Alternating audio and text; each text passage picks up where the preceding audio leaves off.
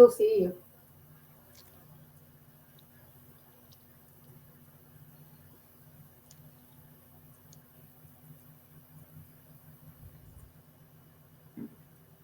Good morning, Lourdes.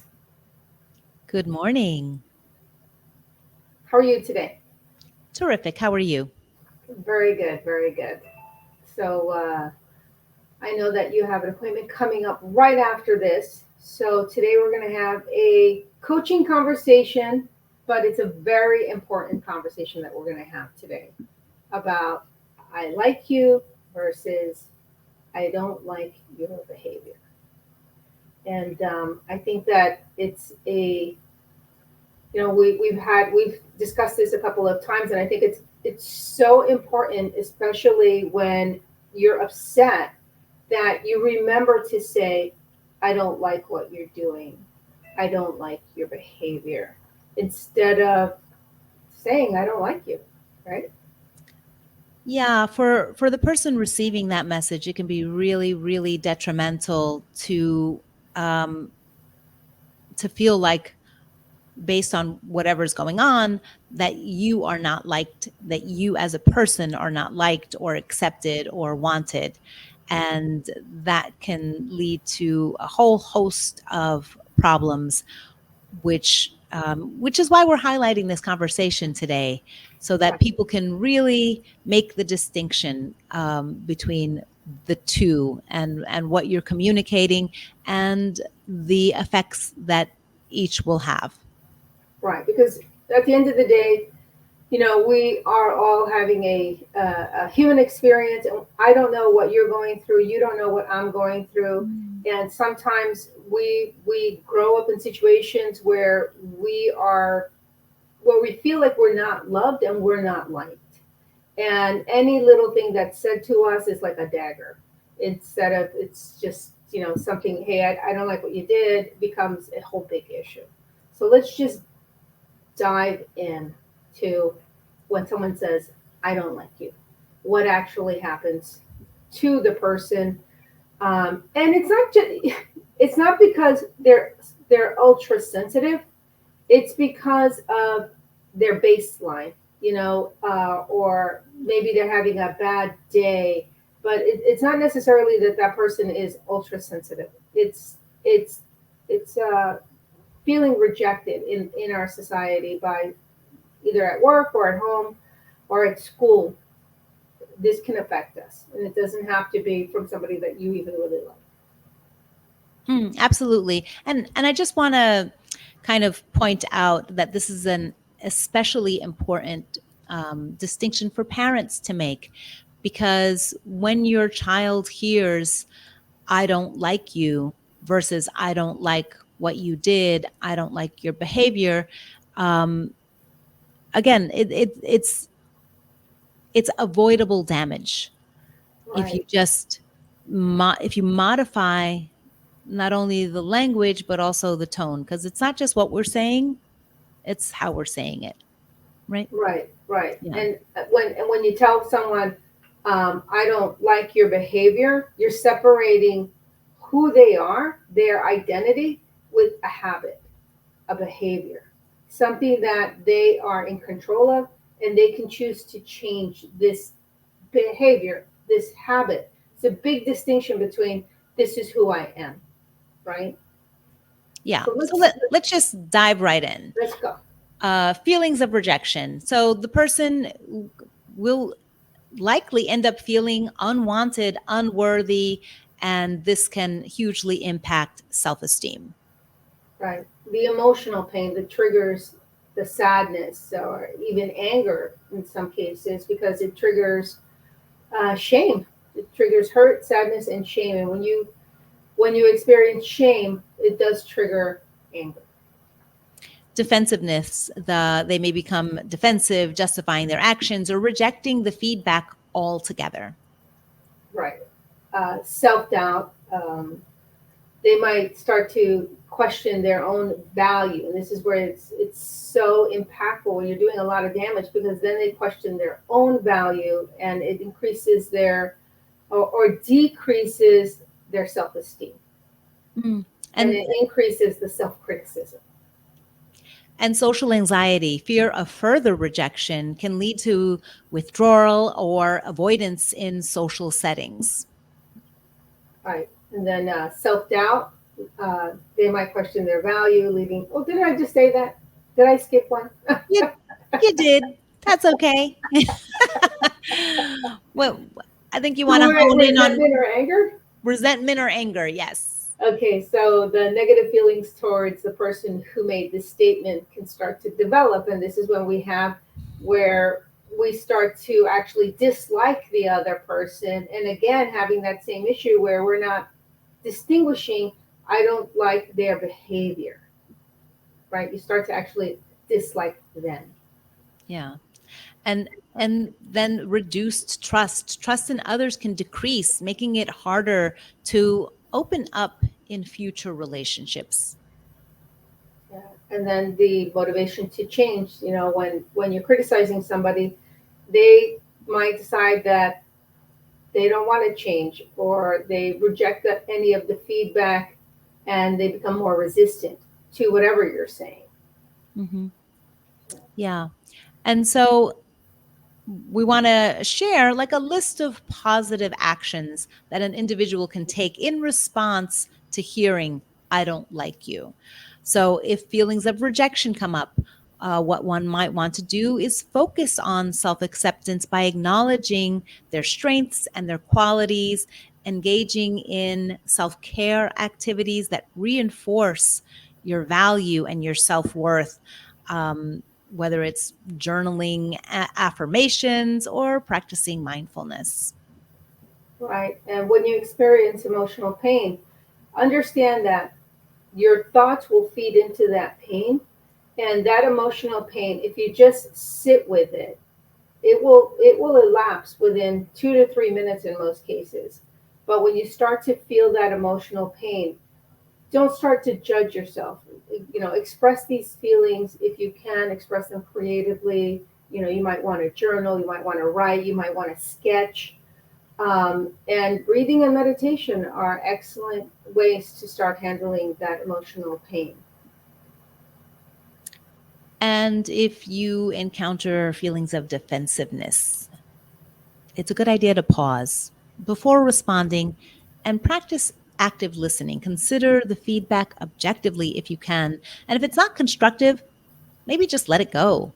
And if it's appropriate, calmly express your feelings without becoming defensive using I feel statements.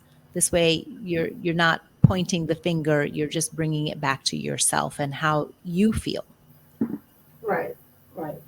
And social anxiety, right? Gradually re-engage in the social situation once it starts to feel comfortable, because when you do get that feeling again of the rejection, or your guard comes up and your defensiveness, you want to just step back. And then with self-doubt, one way to combat it is by keeping a success journal.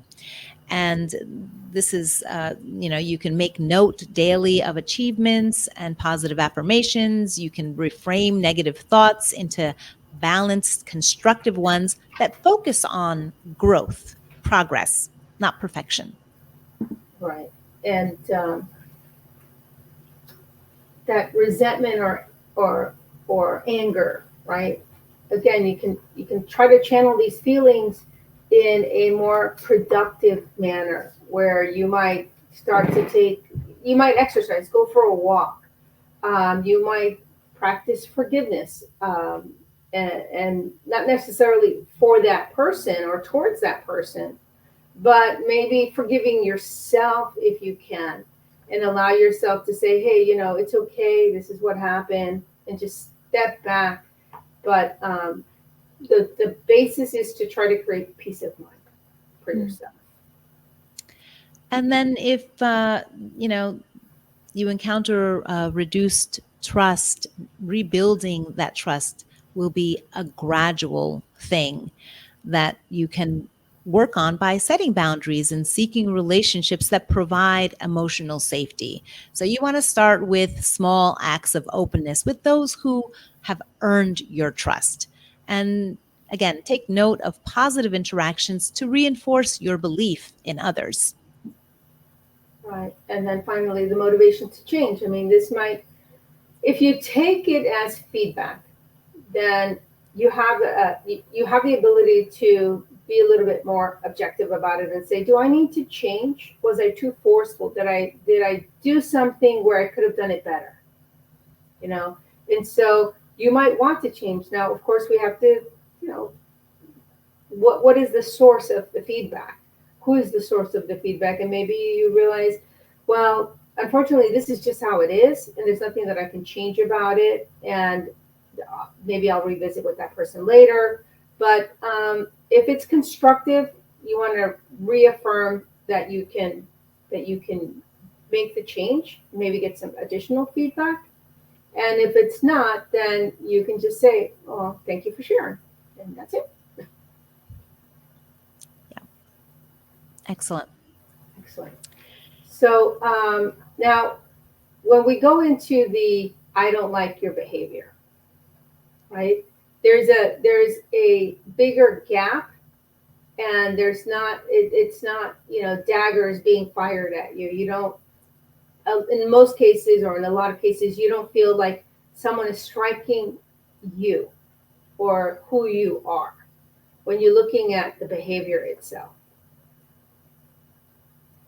Yeah, it's a real separation between who you are as a person and what you did, right? And so we're bound to take it differently.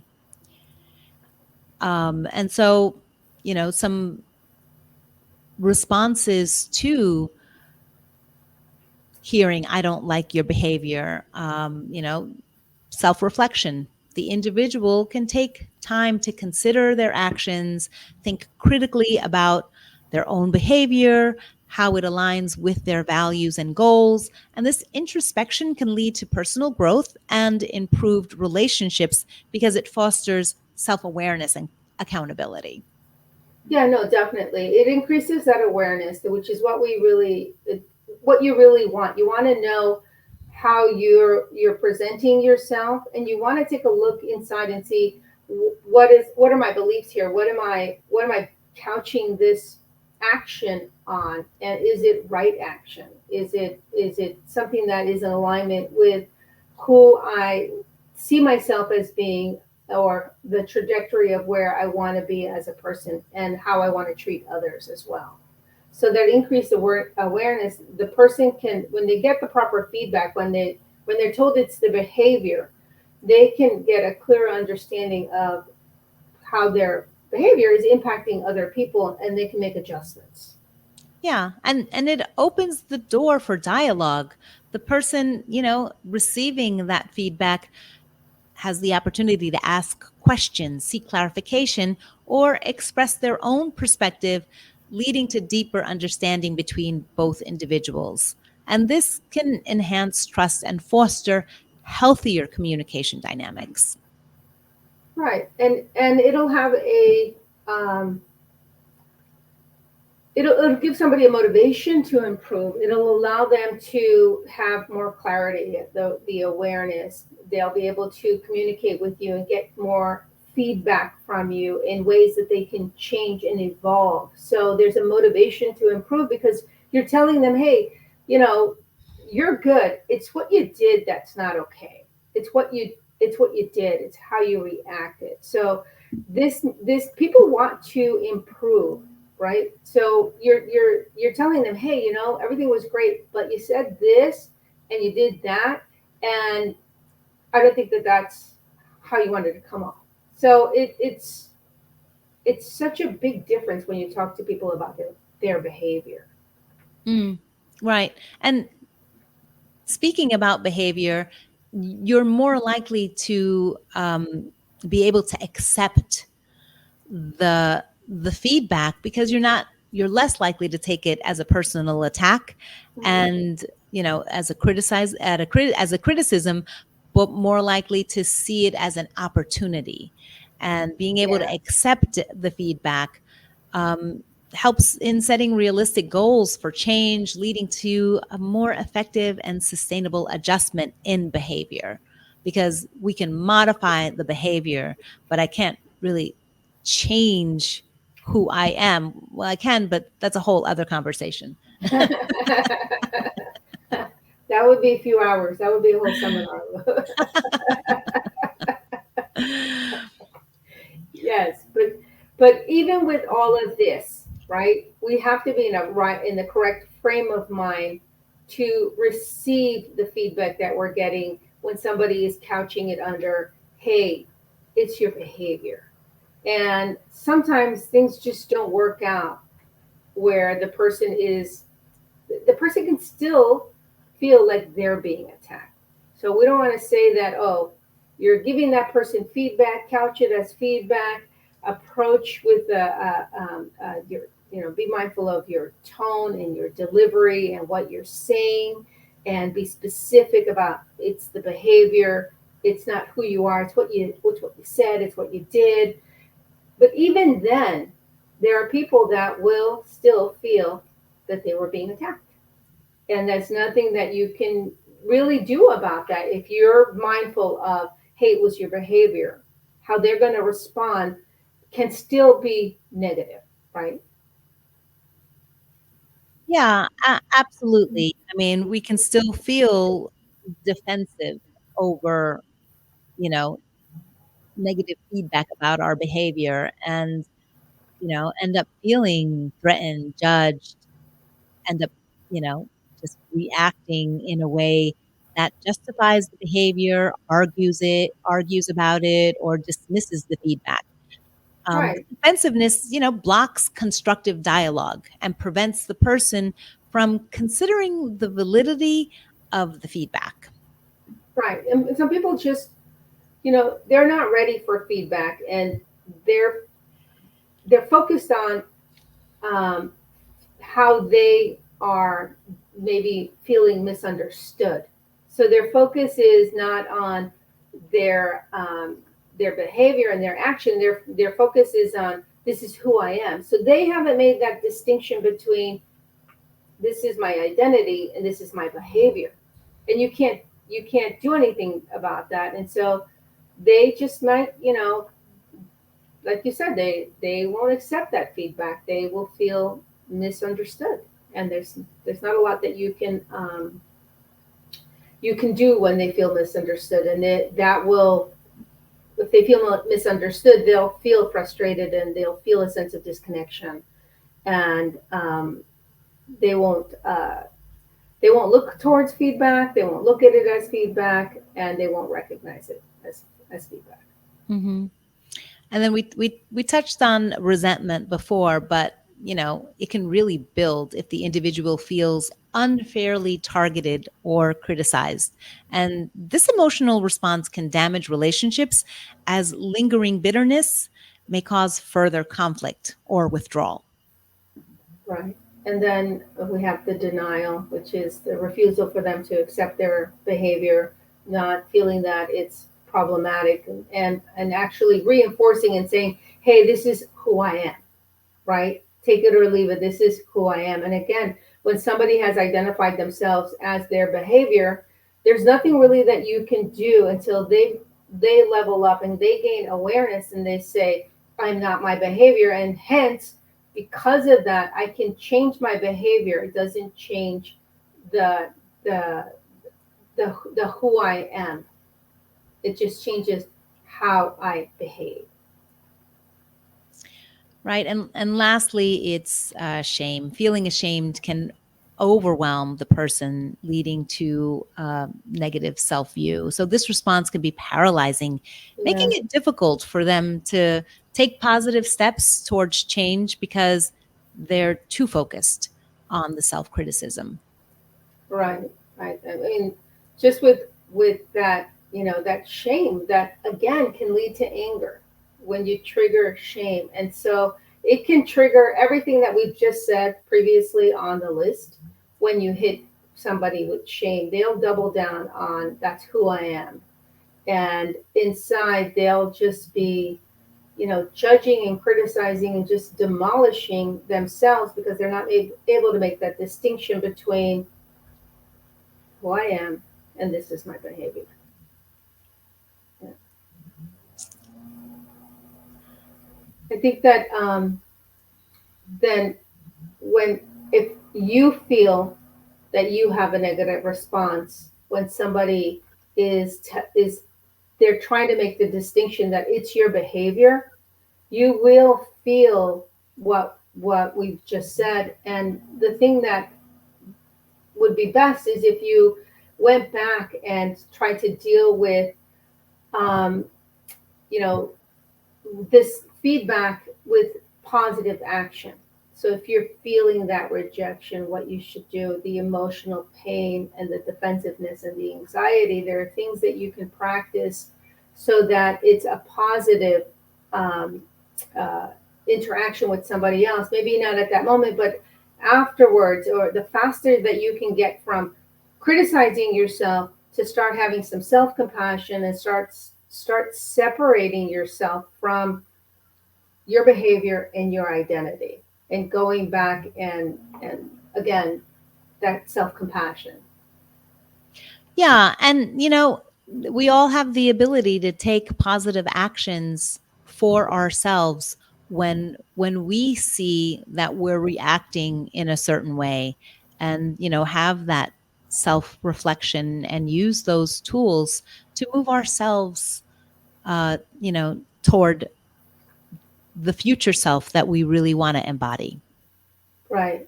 And so often we get stuck in trying to recreate the past instead of creating a new future. We torment ourselves with, oh, I should have, could have, would have, right? Instead of saying, okay, so I did that. I'm not gonna, the next time something like this happens, what do I need to know? What do I need to do? How can I move forward in any time that something, when I get feedback, how do I become more open to the feedback? Excellent. Well, I think we've covered the topic. And I'm looking at the time because I do have a next. Yes. You do have a next. Okay, perfect. Well, thank you for joining us.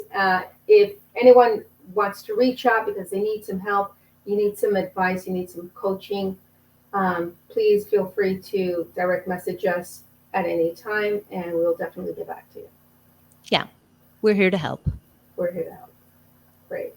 I'll see you on Thursday where we will answer our Q&As. All righty. See you then.